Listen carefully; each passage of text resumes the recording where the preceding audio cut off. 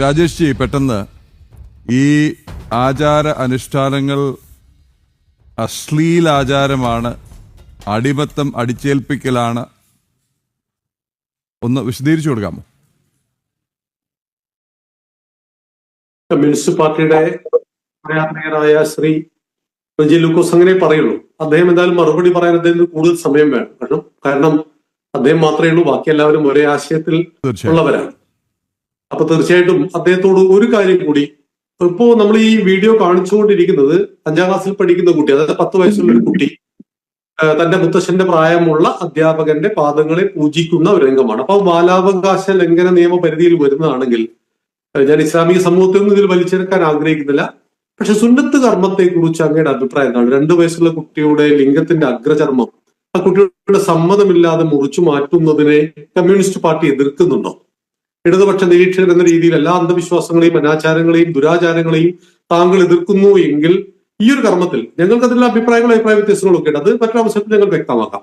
ഇടതുപക്ഷത്തിന്റെ കാഴ്ചപ്പാട് എന്താണ്? ഞങ്ങളില്ല ഹൈന്ദവ രക്തം, ഞങ്ങളില്ല ക്രൈസ്തവ രക്തം, ഞങ്ങളില്ല ഇസ്ലാം രക്തം, ഞങ്ങളിലുള്ളത് മാനവ രക്തം എന്ന് പറയുന്ന മതമല്ല പ്രശ്നം, മെരിയുന്ന വയറിന്റെ തീയാണ് പ്രശ്നം എന്ന് പറയുന്ന കമ്മ്യൂണിസ്റ്റുകാരന് എല്ലാ മതങ്ങളുടെ അന്ധവിശ്വാസത്തെയും എതിർക്കുവാൻ കഴിയുമെങ്കിൽ 10 വയസ്സുകാരനായ ഒരു കുട്ടി കുറച്ച് വെള്ളമെടുത്ത് ഒരു അധ്യാപകന്റെ കാല് കഴുകി പാദപൂജ നടത്തി ഗുരുവന്ദനം ചെയ്തപ്പോൾ അതിനെ അശ്ലീലമെന്ന് സതിയെ എല്ലാം കമ്പയർ ചെയ്ത് സംസാരിക്കുന്നുവെങ്കിൽ 2 വയസ്സുകാരനായ ഒരു കുട്ടിയുടെ സമ്മതമില്ലാതെ സുന്നത്ത് കർമ്മം നടത്തുന്നത് ശാസ്ത്രീയമാണോ, അന്ധവിശ്വാസമാണോ, അതോ ബാലാവകാശ ലംഘനത്തിന്റെ പരിധിയിൽ വരുന്നുണ്ടോ, അത് അശ്ലീലമാണോ? ഇടതുപക്ഷ സഹയാത്രികന്റെ മറുപടി കേൾക്കുവാൻ ഞങ്ങൾക്ക് താല്പര്യമുണ്ട്. അദ്ദേഹത്തിന് അതിന് മറുപടി പറയുവാനുള്ള നട്ടലും തന്റെ ഉണ്ടോ എന്ന് എനിക്കറിയില്ല. എങ്കിൽ കൂടി അദ്ദേഹം അത് പറയട്ടെ എന്ന് ഞങ്ങൾ ആഗ്രഹിക്കുകയാണ്. എന്തുകൊണ്ട്? എല്ലാ മതങ്ങളുടെയും അന്ധവിശ്വാസങ്ങൾ എതിർക്കുന്ന ആളാണ് എന്നാണ് കമ്മ്യൂണിസത്തെ കുറിച്ച് ഞങ്ങൾ വെപ്പ്. പക്ഷെ ഒരു കാര്യം കൂടി പ്രിയപ്പെട്ട റെജി ലൂക്കോസ് മനസ്സിലാക്കൂ. ഈ ജാതീയതയ്ക്കെതിരെ നിങ്ങൾ വല്ലാതെ ശബ്ദിക്കുന്നവരാണ്. പക്ഷെ നിങ്ങളുടെ നേതാക്കന്മാർക്ക് ജാതിയുടെ വാല് മുറിക്കാൻ കഴിഞ്ഞിട്ടില്ല. EM ശങ്കരൻ നമ്പൂതിരിപ്പാടാണ്, P ഗോവിന്ദ പിള്ളയാണ്, ശിവദാസൻ മേനോനാണ്, ഏറമ്പാല കൃഷ്ണൻ എന്ന് പറയുന്ന നേതാവിനെ മിസ്റ്റർ റെജി ലൂക്കോസിന് അറിയാൻ വഴിയില്ല. പക്ഷെ ഞാൻ നായനാ എന്ന് പറഞ്ഞാൽ അങ്ങേക്ക് അറിയാം.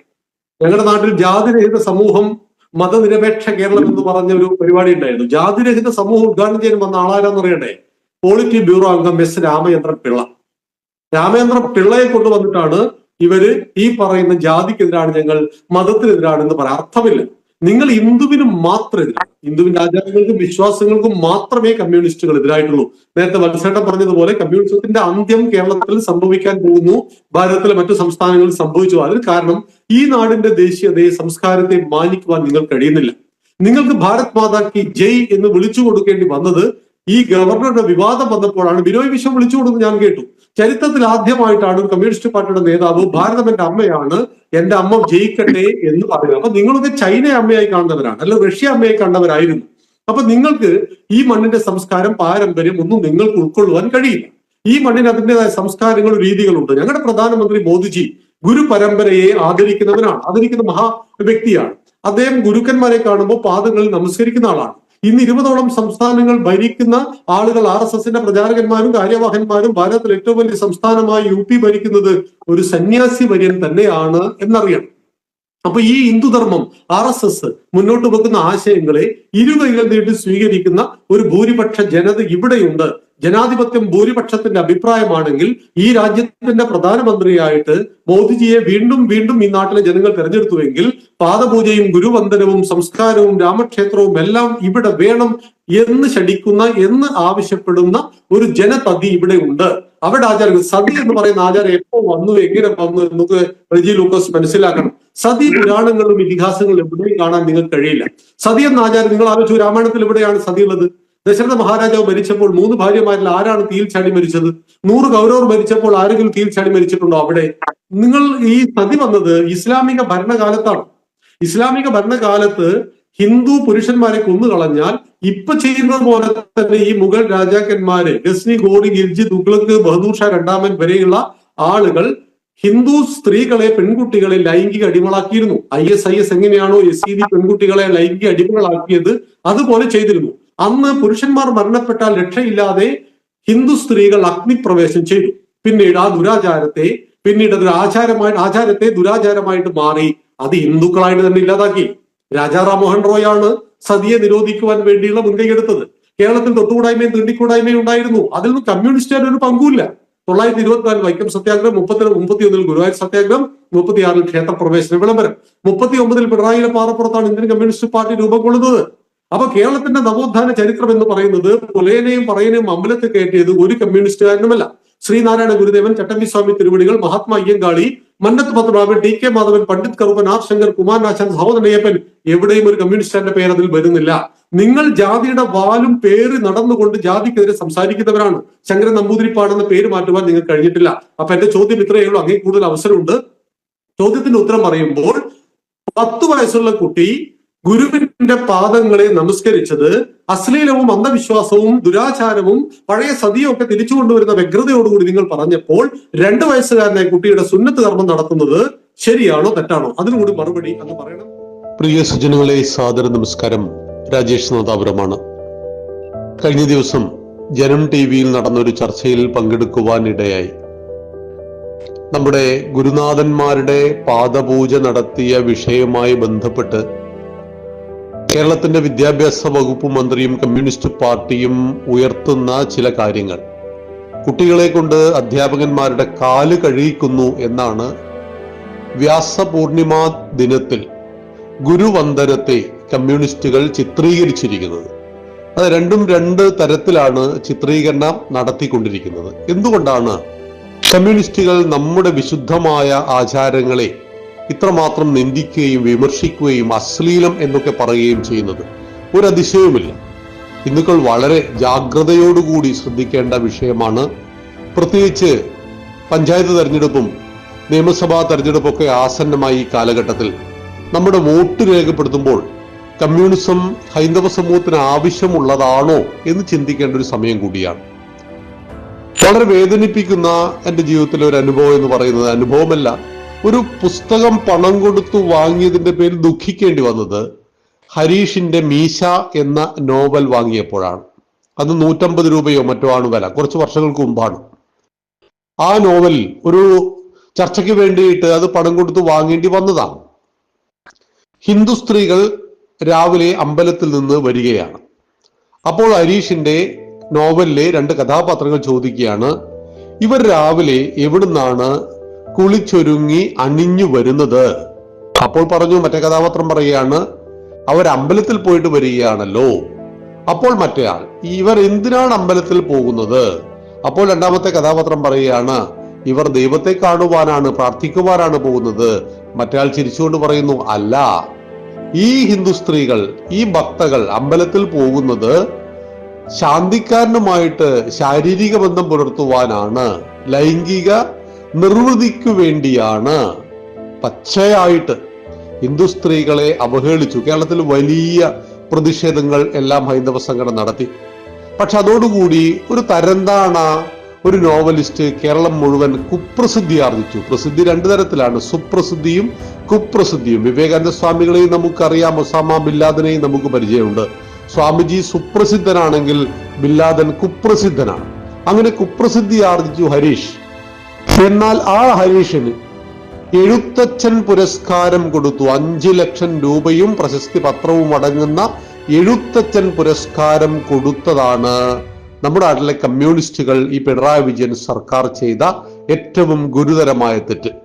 ഹിന്ദു സ്ത്രീകളെ അങ്ങേയറ്റം അവഹേളിച്ചു. അപ്പോ അവര് പറയുന്നത്, അത് നോവലിലെ 2 കഥാപാത്രങ്ങൾ പറയുന്നതല്ലേ, കഥാപാത്രങ്ങൾക്ക് ജീവനില്ല. നമ്മുടെ ലാലേട്ടനും മമ്മൂക്കയൊക്കെ ഒത്തിരി കഥാപാത്രങ്ങളാവുന്നുണ്ട്. ആ കഥാപാത്രങ്ങളെ കൊണ്ട് അത് പറയിപ്പിക്കുന്നത് കഥാകാരനാണ്, സംവിധായകനാണ്. ഇതുപോലെ നോവലിസ്റ്റിന്റെ അഭിപ്രായങ്ങളാണ് കഥാകാരന്റെ അല്ലെങ്കിൽ ആ കഥാപാത്രങ്ങളുടെ ഭാവത്തിലും രൂപത്തിലും വരുന്നത്. അപ്പോൾ ആ കഥാകാരന്റെ അഭിപ്രായം, നോവലിസ്റ്റിന്റെ അഭിപ്രായം, ഹിന്ദു സ്ത്രീകൾ അമ്പലത്തിൽ പോകുന്നത് ഭക്തിക്ക് വേണ്ടിയല്ല, ആരാധനയ്ക്കല്ല എന്നതാണ്. അപ്പൊ ഇത്രയും നീചമായിട്ട് ഹിന്ദു സമൂഹത്തിലെ സ്ത്രീകളെ, ഹൈന്ദവ സമൂഹത്തെ നിന്ദിച്ചയാൾക്ക് എഴുത്തച്ഛൻ പുരസ്കാരം. ആരാണ് എഴുത്തച്ഛൻ?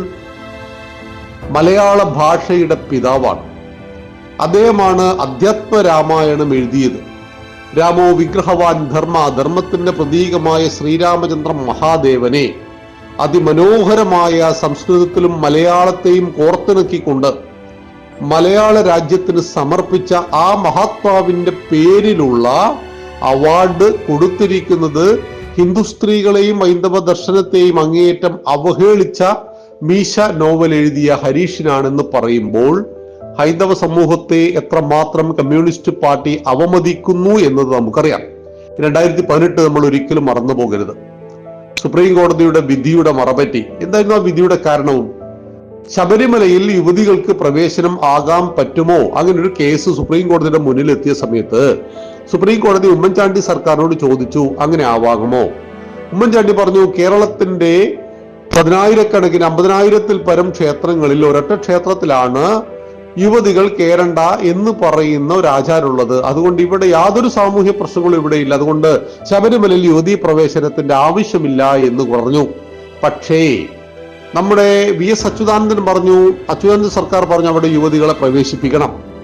2017 കമ്മ്യൂണിസ്റ്റ് പാർട്ടി വീണ്ടും പറഞ്ഞു, നിർബന്ധമായിട്ടും പിണറായി വിജയൻ സർക്കാർ പറഞ്ഞു, അവിടെ സ്ത്രീകൾ പ്രവേശിച്ചേ മതിയാവുള്ളൂ. അപ്പൊ അതിന്റെ അടിസ്ഥാനത്തിൽ യുവതികളെ പ്രവേശിപ്പിക്കണമെന്നതിന്റെ അടിസ്ഥാനത്തിലാണ് ബഹുമാനപ്പെട്ട സുപ്രീം കോടതിയിൽ നിന്ന് വനിതാ ജഡ്ജി വിയോജിച്ചുകൊണ്ടും മറ്റു 4 ജഡ്ജിമാർ യോജിച്ചുകൊണ്ടും അങ്ങനെ ഒരു വിധി വന്നത്. സുപ്രീം കോടതി മുന്നോട്ട് വെച്ച വിധികളിൽ ഒരു 80% വിധികളും നടപ്പിലാക്കാത്തവരാണ് കേരളത്തിന്റെ ഭരണകൂടം. എന്നാൽ ശബരിമലയിലെ യുവതീ പ്രവേശം നടപ്പിലാക്കാൻ വേണ്ടി, അതായത് ശബരിമലയിൽ ചെല്ലുന്ന ഭക്തയായ യുവതികളെ ഞങ്ങൾ സ്വാഗതം ചെയ്യുന്നു എന്നൊക്കെ പറഞ്ഞാൽ ഒരു പരിധി വരെ മനസ്സിലാക്കാം. പക്ഷെ അവർ കൊണ്ടുപോയത് ഒരു ഭക്തിയുമില്ലാത്ത ഹിന്ദു വിരുദ്ധയായ ചുംബന സമര നായിക രഹന ഫാത്തിമ, കനകദുർഗ, ബിന്ദു, ആർക്കും വേണ്ടാത്ത 3 സ്ത്രീകളെ ശബരിമലയിൽ കയറ്റുവാൻ വേണ്ടിയിട്ട് കമ്മ്യൂണിസ്റ്റ് പാർട്ടി നടത്തിയ പരിശ്രമം. കനകദുർഗയെയും ബിന്ദുവിനെയും ആംബുലൻസിൽ കയറ്റി പിറകിലൂടെ കയറ്റിതാ ഞങ്ങൾ ശബരിമല ദർശനം നടത്തിയിരിക്കുന്നു, ഹിന്ദുക്കളെ വെല്ലുവിളിച്ചിരിക്കുന്നു. ഹിന്ദുക്കൾ മറന്നു പോകരുത്. സരസ്വതി ദേവിയെ, ഭാരതമാതാവിനെ ഉടുതുണിയില്ലാതെ വരക്കുന്ന SFI-കാരൻ, നാട് മുഴുവൻ ബീഫ് ഫെസ്റ്റുകൾ നടത്തി ഗോമാതാവിനെ കൊന്നിട്ട് കപ്പ ബിരിയാണി കൊടുക്കുന്ന DYFI-കാരൻ, സന്യാസിമാരുടെ ആസനത്തിൽ കുന്തം കുത്തിക്കയറ്റണമെന്ന് പറയുന്ന പഴയ ദേവസ്വം വകുപ്പ് മന്ത്രി, സന്തോഷ് മാധവൻ എന്ന വ്യാജനായിട്ടുള്ള ഒരാള് ചെയ്ത ചില ദുഷ്കർമ്മങ്ങൾക്ക് സന്യാസിയെ പിടിച്ചു നിർത്തി തലമുണ്ഡനം ചെയ്ത് കളഞ്ഞ, മീശപ്പാതി വടിച്ചു കളഞ്ഞ കമ്മ്യൂണിസ്റ്റുകൾ, എന്നും എക്കാലത്തും ഹിന്ദു വിരുദ്ധമായ കാര്യങ്ങൾ മാത്രം ചെയ്യുന്നവർ, ഭാരതമാതാവിന്റെ കയ്യിലെ കാവിക്കൊടിയെ വിമർശിക്കുന്നവർ, കാവി കാണുമ്പോൾ അങ്ങേയറ്റം അലർജി ഉണ്ടാകുന്നവർ, ഇതാ ഒടുവിൽ ഗുരുവന്ദനത്തെ ഗുശബ്ദന്ധകാരസ്യ രുശബ്ദം നിരോധിത, ഇരുട്ടിൽ നിന്നും വെളിച്ചത്തിലേക്ക് നയിക്കുന്നത് അറിവ്, ജ്ഞാനം, അതാണ് ഗുരു. ഗുരു എന്ന വാക്കിന്റെ അർത്ഥം പ്രകാശം എന്നാകുന്നു. ആ ഗുരുവിന്റെ പാദങ്ങൾ തൊട്ട് നമസ്കരിക്കുമ്പോൾ, വന്ദിക്കുമ്പോൾ ശിഷ്യന് ലഭിക്കുന്ന ആനന്ദ നിർവൃതിയും ശിഷ്യന്റെ ഉയർച്ചയും സഹസ്രാബ്ദങ്ങളായി ഭാരതത്തിന്റെ സംസ്കാരവും പാരമ്പര്യവുമാണ്. 12,000-ലധികം സ്കൂളുകളിൽ 40 ലക്ഷത്തോളം വിദ്യാർത്ഥികളെയും 1.5 ലക്ഷം അധ്യാപകന്മാരെയും ഉൾക്കൊള്ളുന്ന വിദ്യാഭാരതി എന്ന പ്രസ്ഥാനം എല്ലാ ഗുരുപൂർണിമ ദിവസങ്ങളിലും എല്ലാ വർഷവും നടത്തിവരുന്ന ആചാരം, പതിറ്റാണ്ടുകളായി വന്ധ്യജനങ്ങളായ ഗുരുജനങ്ങളുടെ പാദങ്ങൾ പൂജിക്കുന്ന ആചാരം, അതെല്ലാം വളരെ വളരെ മഹത്തായ സംസ്കാരത്തിന്റെ ഭാഗമാണ്. ഇതിൽ ഇടതുപക്ഷ നിരീക്ഷകരായ റെജി ലൂക്കോസിനോട് രാധാകൃഷ്ണൻ സാർ ഒരു കാര്യം പറഞ്ഞു. യേശുദേവൻ ശിഷ്യന്മാരുടെ കാല് കഴുകിയ ആ വിഷയവുമായി ബന്ധപ്പെട്ട കാര്യം പറഞ്ഞപ്പോൾ അദ്ദേഹം തന്റെ മതത്തെക്കുറിച്ച് പറഞ്ഞപ്പോൾ ഉടനടി ന്യായീകരിച്ചു. അതായത് ശിഷ്യന്റെ കാല് ഗുരു ആണ് കഴുകിയത്, അതാവാം. ഗുരുവിനെ കൊണ്ട് കാല് കഴിക്കാൻ ശിഷ്യന്റേത്, പക്ഷെ ശിഷ്യൻ ഗുരുവിന്റെ കാല് കഴുകാൻ പാടില്ല. അവിടെയാണ് ഈ ഇരട്ടത്താപ്പ്. സുന്നത്ത് കർമ്മം, ഇസ്ലാമിക സമൂഹത്തിന്റെ ആചാരങ്ങളെ വലിച്ചിഴക്കുവാനൊന്നും നമ്മൾ ആരും ആഗ്രഹിച്ചിട്ടില്ല. പക്ഷെ ചോദ്യം ഇതായിരുന്നു, 10 വയസ്സുള്ള കുട്ടി ഗുരുനാഥന്റെ പാദങ്ങളിൽ പൂജ നടത്തിയപ്പോൾ അങ്ങേയറ്റം അസഹിഷ്ണുക്കളാകുന്ന കമ്മ്യൂണിസ്റ്റുകാരൻ 2 വയസ്സുള്ള കുട്ടിയുടെ ലിംഗത്തിന്റെ അഗ്രചർമ്മം ഛേദിച്ച് കളയുന്നത് ശരിയാണോ തെറ്റാണോ? അപ്പൊ ഇയാൾ പറയുന്നത് കാതുകുത്തൊക്കെ ഉണ്ടല്ലോ. കാതുകുത്ത് നിർബന്ധമുള്ള ഒന്നല്ല, അത് മതാചാരത്തിന്റെ ഭാഗമല്ല. നിങ്ങൾക്ക് കുത്താം കുത്താതിരിക്കാം. മാത്രമല്ല കാതുകുത്ത് എന്ന് പറയുന്നത് ഇന്ന് പുതിയൊരു ഗണ്ണൊക്കെ ഉപയോഗിച്ചിട്ട് കുട്ടി അറിയുക പോലും ചെയ്യുന്നില്ല. അതൊക്കെ വളരെ നിസ്സാരമായി. എന്നാൽ സുന്നത്ത് കർമ്മം മാസങ്ങളോളം കുട്ടി ട്രീറ്റ്മെന്റ് ആണ്, ഓപ്പറേഷനാണ്. അതായത് മനുഷ്യൻ ജനിക്കുമ്പോൾ ഉണ്ടായിരുന്ന ശരീരത്തിന്റെ സുപ്രധാനമായിട്ടുള്ള ഒരു ഭാഗത്തെ ഛേദിച്ച് കളയുന്ന ഒരു ചടങ്ങാണ് ചേലാകർമ്മം എന്ന് പറയുന്നത്.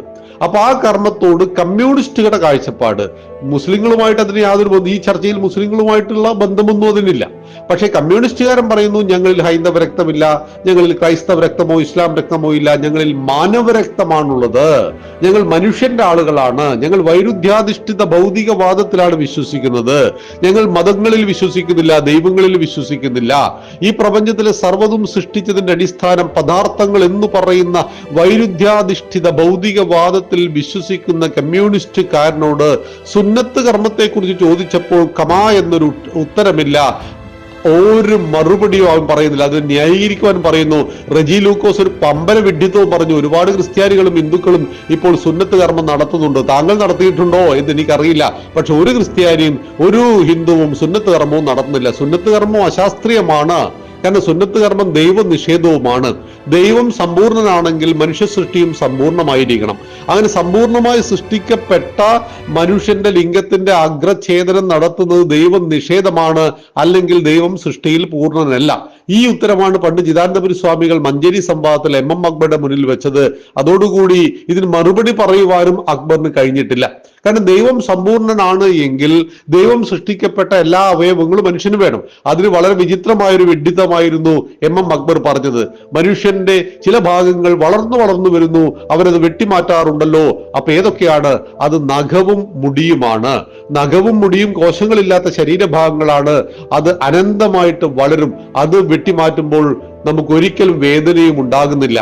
ഇതുപോലെയാണോ പുരുഷലിംഗത്തിന്റെ അവസ്ഥ എന്ന് ചോദിച്ചതോടുകൂടി അയാൾ ലജ്ജിച്ച് തലതാഴ്ത്തി. ഈ ചോദ്യം സ്വാമിജിയല്ല ചോദിച്ചത്, നമ്മുടെ അത്തോളിയിൽ വെച്ച് ഒരു സ്നേഹസംവാദം നടത്തിയപ്പോൾ എം അക്ബറോട് ചോദിച്ചൊരു ചോദ്യമായിരുന്നു. അപ്പൊ അവിടെയാണ് നമുക്ക് ആശയപരമായിട്ട് ആരോടും വിയോജിക്കാം. നമുക്ക് ക്രിയാത്മകമായ വിമർശനം രാമനോടും കൃഷ്ണനോടും നബിയോടും യേശുവിനോടും ഒക്കെ ഉണ്ടാകണം എന്ന അഭിപ്രായമാണ് ഹിന്ദുവിൻ്റെത്. അല്ലാതെ 1400 കൊല്ലം മുമ്പ് എന്നെ മതഗ്രന്ഥത്തിൽ പറഞ്ഞ കാര്യങ്ങൾ തൊണ്ട തൊടാതെ വിഴുങ്ങണം എന്ന് പറഞ്ഞാൽ അതിനൊന്നും ഹിന്ദുവിനെ കിട്ടില്ല. അനന്ത വികാസ സാധ്യതയുള്ള ബുദ്ധിയോടൊത്ത മനുഷ്യന്റെ ജ്ഞാനത്തെ പ്രകാശിപ്പിക്കുന്ന ഉപകരണങ്ങളാണ് ഗ്രന്ഥങ്ങൾ. ജ്ഞാനം പ്രകാശിച്ചു കഴിഞ്ഞാൽ ഗ്രന്ഥങ്ങൾ അപ്രസക്തങ്ങളാണെന്ന ആശയത്തിലാണ് ഹിന്ദുക്കൾ വിശ്വസിക്കുന്നത്. യുക്തിയുക്തമുപാദേയം വചനം ബാലകാതപി അന്യതൃണമിവത്യാജ്യം അപ്യുക്തം പത്മജന്മനാം. യോഗവാസിഷ്ഠത്തിൽ വാൽമീകി മഹർഷി പറയുകയാണ്, യുക്തിയുക്തമായത് പിഞ്ചുകുട്ടി പറഞ്ഞാൽ പോലും സ്വീകരിക്കണം, യുക്തിരഹിതമായത് സാക്ഷാൽ ബ്രഹ്മാവ് എന്ന് പറഞ്ഞാൽ പോലും പുല്ലുപോലെ വലിച്ചെറിയണം എന്ന് പറയുന്ന ഹിന്ദുക്കൾ വിശ്വാസത്തെയും ശാസ്ത്രത്തെയും യുക്തിയെയും ഒരുപോലെ പരിഗണിച്ചവരാണ്. ആ മഹത്തായ വിശ്വാസത്തിലെ ആചാരങ്ങളിലെ ചടങ്ങുകളിലൂടെയാണ് മനുഷ്യൻ ഉയരുന്നത്. ധ്യാനവും ഭജനയും പൂജയും ക്ഷേത്രവും ദർശനങ്ങളും എല്ലാം തന്നെ, ഗ്രന്ഥപാരായണവും സ്വാധ്യായവും എല്ലാം തന്നെ പരമ്പരാഗതമായ പാരമ്പര്യമാണ്. ഈ മണ്ണിന്റെ സഹസ്രാബ്ദങ്ങളായിട്ടുള്ള ആചാരങ്ങളാണ്. അതിൽ പ്രധാനമാണ് ഗുരു സാക്ഷാൽ പരബ്രഹ്മം എന്ന് പറയുന്ന ഈശ്വരന് മേലെ ഗുരുവിനെ പ്രതിഷ്ഠിക്കപ്പെട്ട ഈ മണ്ണിന്റെ മഹത്തായ സംസ്കാരമാണ് ഗുരുവന്ദനം. ഗുരുവിനെ നമസ്കരിച്ചുകൊണ്ടാണ് ഹിന്ദുവിന്റെ എല്ലാ ചടങ്ങുകളും ചെയ്യുന്നത്. ഗുരു സാക്ഷാൽ പരബ്രഹ്മം എന്ന് പറയുമ്പോൾ ഗുരുർ വിഷ്ണു, ഗുരുർ ദേവോ മഹേശ്വര എന്ന് പറയും. വിഷ്ണുവായിട്ടും ഗുരുവായിട്ടും ബ്രഹ്മാവായിട്ടും ശിവനായിട്ടും അതിൻ്റെയൊക്കെ മേലെ എല്ലാം ഗുരുനാഥനെ പ്രതിഷ്ഠിക്കുന്ന ഈ മഹത്തായ ചടങ്ങ് നടത്തുമ്പോഴാണ് ഗുരുവിനെ വന്ദിക്കുന്നത്. അപകടകരമാണ്, അത് അശ്ലീലമാണ്. ഗുരുവിന്റെ പാദപൂജ വിദ്യാർത്ഥിയെ കൊണ്ട് കാല് കഴിയിക്കുന്നതാണ് എന്നൊക്കെ പറയുന്ന ഈ ഇരട്ടത്താപ്പിനെ ഹൈന്ദവ സമൂഹം തിരിച്ചറിയണം എന്ന് അഭ്യർത്ഥിക്കുകയാണ്. ഗുരു ബ്രഹ്മ ഗുരുർ വിഷ്ണു ഗുരുർ ദേവോ മഹേശ്വര ഗുരു സാക്ഷാത് പരബ്രഹ്മ തസ്മൈ ശ്രീ ഗുരവേ നമഃ. നന്ദി, നമസ്കാരം. വന്ദേ മാതരം.